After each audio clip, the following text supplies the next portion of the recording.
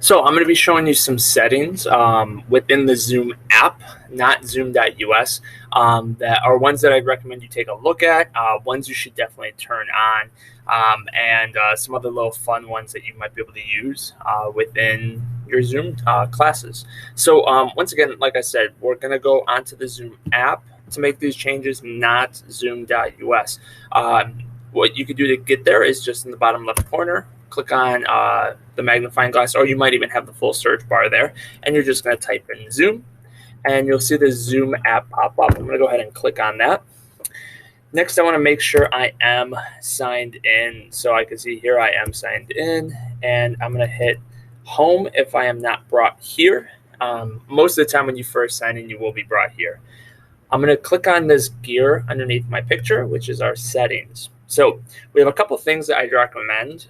One, and I talked about this before with dual monitors. If you do have that set up, you want to make sure that this dual monitors is checked. The reason why is because that will go ahead and make it so that when you go and share your screen, it'll automatically toss the grid view of all your students onto your secondary display. And it makes it super easy to still see your students while you are sharing. A couple other things, and this is completely up to you. Enter full screen automatically when joining or starting a meeting. Basically what this does is when you go into a Zoom meeting, it'll automatically make everything full screen. If you find yourself when you go into a Zoom meeting already, just, first thing you do is just full screen everything, just check this and it'll automatically do that for you.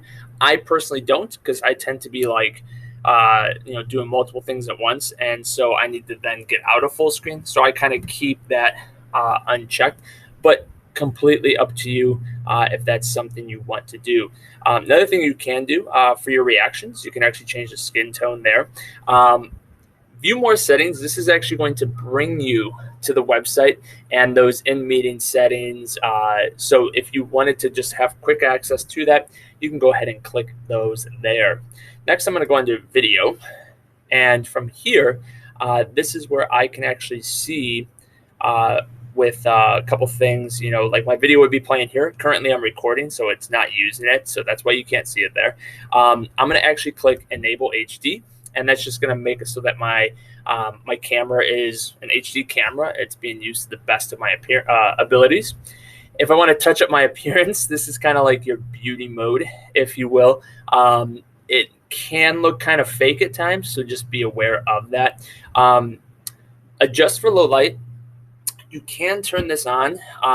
The only thing is, and the only reason I don't recommend it is because it will add a lot of snow to your video feed.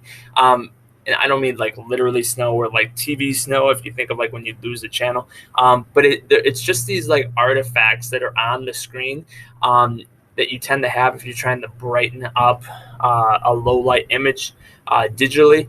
To me, it just doesn't look that good. Couple other things here. If you want to turn off your video when you're joining a meeting, so you could have that checked so that it's just automatic. That way you're not having to turn it off if you joined the meeting and it automatically went on. This is another thing as a teacher you might want, which is spotlighting my video when I speak. Sometimes what could happen is I'm currently speaking, and if someone in the background drops something or a dog barks, it'll quickly go to their video for a few seconds and it'll pop back to me because I'm still talking.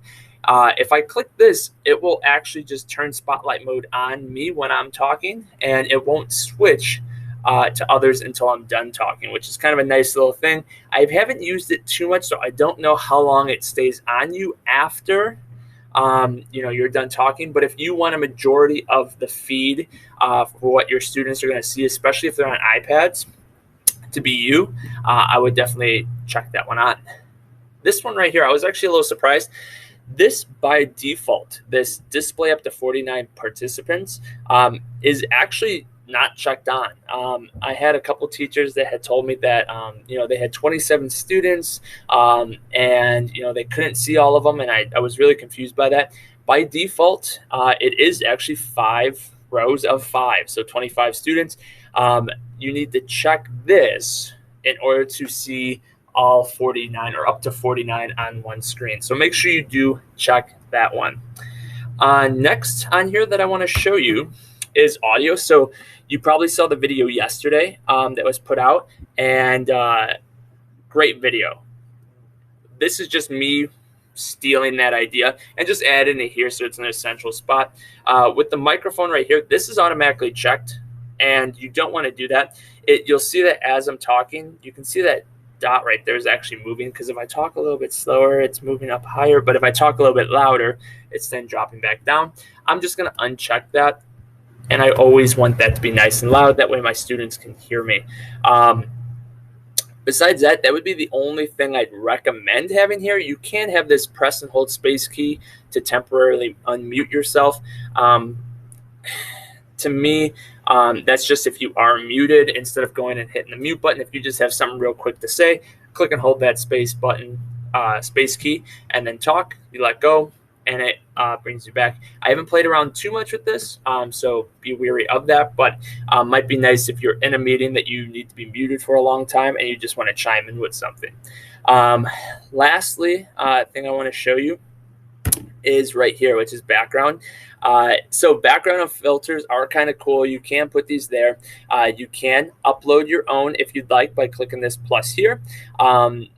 Completely up to you if you want to do that. Your students want to see your classroom most likely, but one cool thing that might be something you'd want to do is to put yourself in your Bitmoji classroom, right? Especially if you are really utilizing that. It could be a cool way of showing that Bitmoji classroom while you're doing a lesson, so you're able to go in and obviously have that selected, so when you go in the next time, it's one of those options that you have. So these are just the general settings in the Zoom app that I'd recommend, ones I'd say definitely turn on. Yeah, I hope you enjoyed this, and if you have any other questions, please feel free to reach out, or kind of look through here, explore a little bit. If you see something that, oh, this sounds really cool, I want to try this, but are unsure, definitely, hit me up, and, I'll see if it's something I already know about. If it's not, then I'll do some research into it for you. Yeah, have a great day of learning.